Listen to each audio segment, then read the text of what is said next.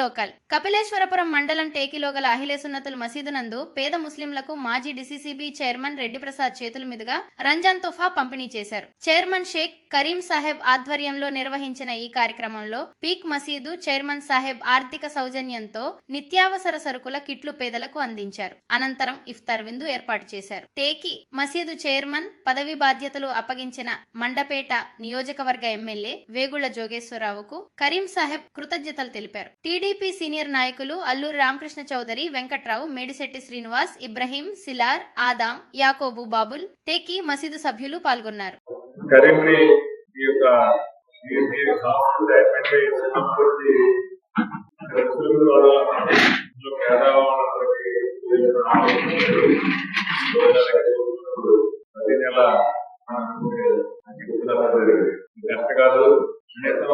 మీకు రంజాన్ సందర్భంగా మరి ఈ సంస్థలో ఉన్నటువంటి విద్యార్థులందరికీ కూడా గుర్తుండిపోయే విధంగా కనీసం నెలలా 1000 రూపాయలు ఇస్తాము.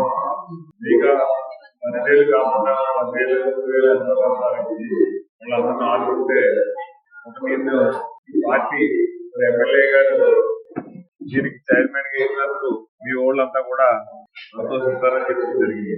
దాన్ని తర్వాత సలహాల మేరకు మళ్ళీ ఈ రోజు ఇందులో ఉన్న సభ్యులందరికీ రంజాన్ తోఫా ఇవ్వాలని చెప్పి ఇటు 3,000 రూపాయలు చెప్పడం జరిగింది.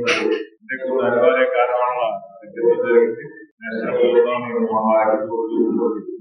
మరి ఏ మతమైనా ఏ సంఘమైనా అన్ని మతాలను మనం గౌరవించాలి.